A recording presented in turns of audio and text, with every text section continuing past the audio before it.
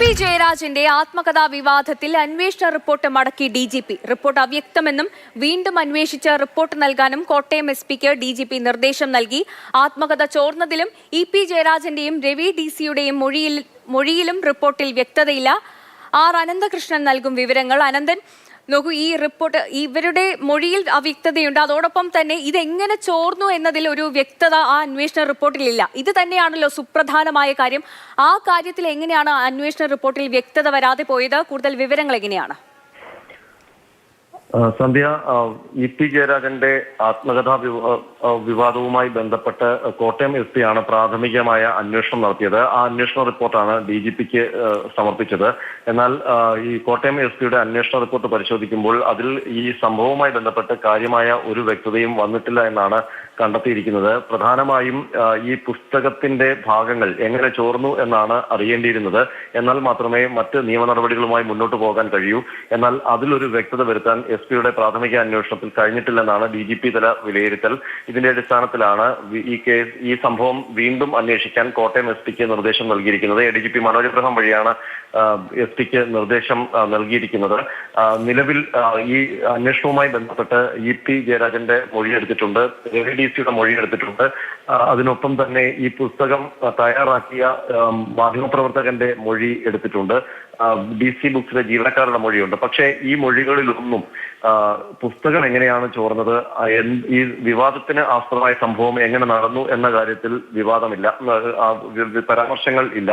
മാത്രമല്ല പിയുടെ മൊഴിയിൽ പോലും ഇത് ആരെങ്കിലും കുറ്റപ്പെടുത്തുന്ന രീതിയിൽ ഉള്ള പരാമർശങ്ങൾ പിയുടെ മൊഴിയിലുമില്ല, രവി ഡിസിയുടെ മൊഴിയിലുമില്ല, ഈ പുസ്തകം തയ്യാറാക്കിയ മാധ്യമപ്രവർത്തകന്റെ മൊഴിയിലുമില്ല. അപ്പോൾ ആ മൊഴികൾ വെച്ച് അവ്യക്തമായ ഒരു വിലയിരുത്തൽ മാത്രമാണ് ഈ കോട്ടയം എസ്.പി അന്വേഷണത്തിന്റെ ഭാഗമായി സമർപ്പിച്ച റിപ്പോർട്ട്. മാത്രമല്ല ഈ റിപ്പോർട്ടിൽ ഏതെങ്കിലും തരത്തിലുള്ള തുടരന്വേഷണത്തിലേക്കോ അതല്ലെങ്കിൽ തുടർ നടപടികളിലേക്കോ ഉള്ള ശുപാർശകളും വ്യക്തമാക്കുന്നില്ല.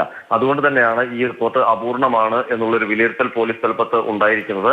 അതിന്റെ അടിസ്ഥാനത്തിലാണ് വീണ്ടും അന്വേഷിക്കാൻ നിർദ്ദേശം നൽകിയിരിക്കുന്നത്.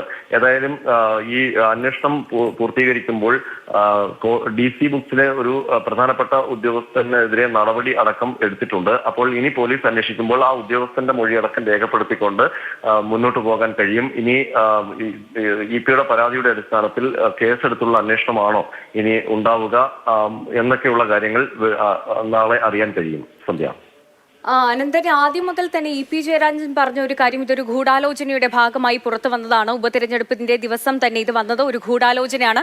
അതോടൊപ്പം തന്നെ DC ബുക്സും പറഞ്ഞിരുന്നു ഇതൊരു കരാർ ഒന്നും ഉണ്ടായിരുന്നില്ല എന്ന കാര്യം DC ബുക്സും വ്യക്തമാക്കി കഴിഞ്ഞു.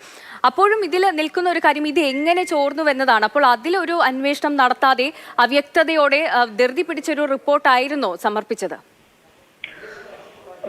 സന്ധ്യ, പി ജയരാജൻ ആദ്യം പ്രതികരിച്ചത് താൻ അങ്ങനെ ആത്മകഥ എഴുതുന്നുണ്ട്, അത് പൂർത്തീകരിച്ചിട്ടില്ല, മാത്രമല്ല ആർക്കും അത് പ്രസിദ്ധീകരിക്കാനുള്ള കരാർ നൽകിയിട്ടില്ല, അത് സംബന്ധിച്ചുള്ള ആലോചനകൾ നടക്കുന്നതേ ഉള്ളൂ എന്നായിരുന്നു.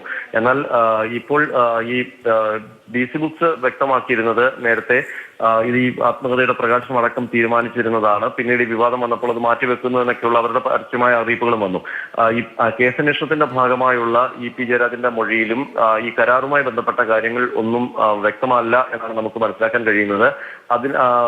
രവി DC നൽകിയിരിക്കുന്ന മൊഴിയിലും കരാർ ഔദ്യോഗികമായ ഒരു എഴുതി തയ്യാറാക്കിയ കരാർ ഇല്ല എന്നുള്ള സൂചനയാണുള്ളത്. പകരം വാക്കാലുള്ള അനുമതികൾ ഒക്കെ ലഭിച്ചിരുന്നു എന്ന തരത്തിലാണ് രവി DC മൊഴി നൽകിയിരിക്കുന്നത്.